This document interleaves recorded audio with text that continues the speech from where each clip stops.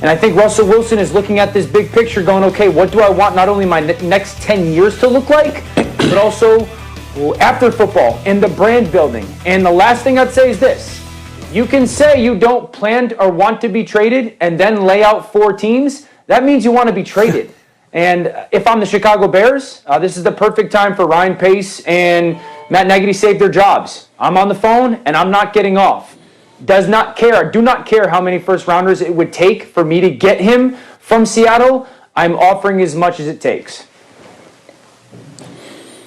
Listen, that's the thing for me. I don't want to think. I want Russ to come out and say exactly what he wants to happen. Leaving these breadcrumbs and, giving the roundabout speech. I like how Dan Patrick pressed him on, do you want to be involved? Yes. Don't say, I think that would be nice. Say yes. If you want to be traded, say I want to be traded. If not, tell the team what you need and what you want to happen in order to make things better for you. This is one of those situations for me where we trying to speculate and read between the lines with what Russell Wilson is saying. It's simple. Russ, say what you want. Say what you want the Seattle Seahawks to do, whether that's trade you or what they need to do from an organizational standpoint or what they need to do from a player acquisition standpoint. But I don't want to get caught up in maybe this and these are the 4 teams just in case they decided to trade me. No, if you want to be traded, say you want to be traded.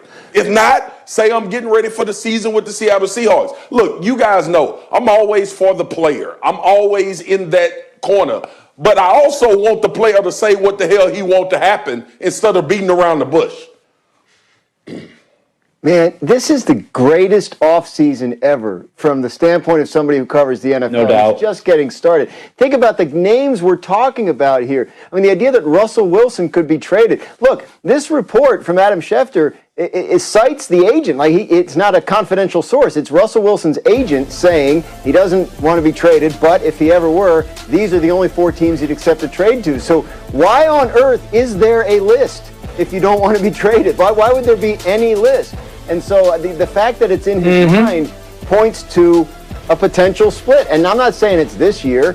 The sense I get, just talking to people around this situation, there has been communication, even when it's been contentious, between Russell Wilson and Seahawks management on things like how the offense should operate, better pass protection, etc., the stuff that's been reported.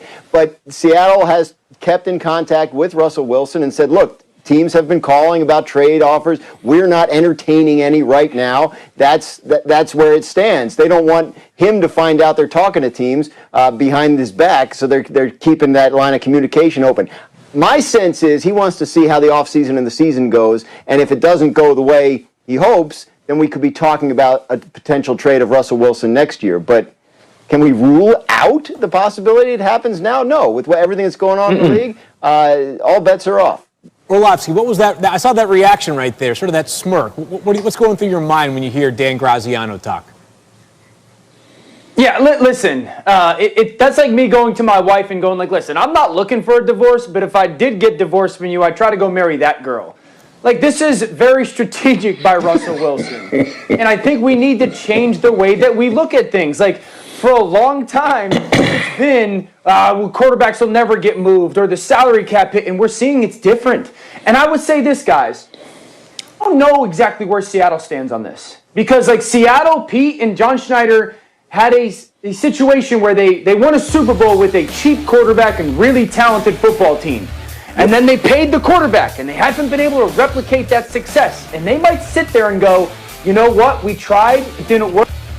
Throw a punch here and see if we can go back to our old ways. Man, listen, I'm with y'all, and I understand all of that from Dan Graziano. I understand what Dio said. Russ, tell people what the hell you want to happen, man, and let's move on with it. You referenced the other quarterbacks that didn't move. They made their wants known. Carson Wentz said, I want out of here. Deshaun Watson is telling Houston, I got to get out of here. Matt Stafford, I want to be out of Detroit. I need an opportunity to win.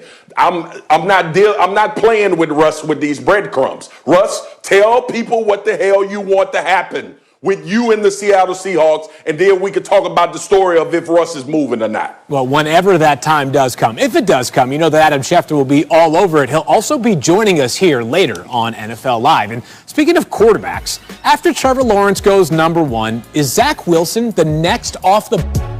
All right, Mel, so for the first time ever, and you've been doing this at ESPN for 38 years, you've allowed yourself to make trades. And so let's get right to it. You have a trade very early on in this mock draft. What's the projection you've got?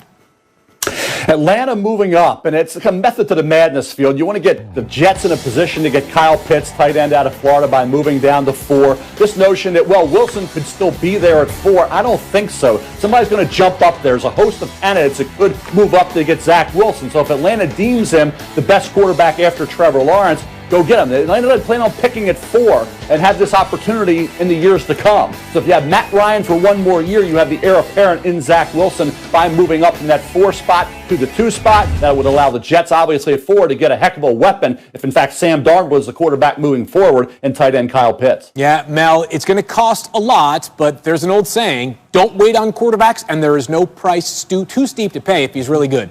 Don't go too far, Mel. We're going to bring you right back in a moment. We're going to get Dan Graziano in the mix here for a second, though. Dan, what are you hearing about the Falcons' draft plans? Could they be in the market to move up from pick 4 to get a quarterback? Yeah, Field, I have heard them connected with Zach Wilson, and I also heard, similar to what Mel has heard, that they don't think he would be there at 4. So if they really did want the guy, they may have to go up to number 3 or number 2 to get him. And I think when you look at the Falcons, yeah, they have Matt Ryan under contract, and they have said he's going to be their quarterback this year. And as I understand it, that is their plan. So if you take a young quarterback and sit him for a year, that doesn't usually work out unless you're the 2017 Chiefs. But I think with the way the Falcons are looking at it is they're not in a hurry to get rid of Matt Ryan and replace him this year, but they know they're going to have to at some point. And if there's a guy in the draft that's up this high in the draft, and they have the opportunity to get him, they think he's going to be their franchise guy long term, they're willing to do it, because any team that's picking number 4 is of the hope and belief that it's not going to be picking that high in the draft again anytime soon. So the thought is, hey, if there's an opportunity to secure the future,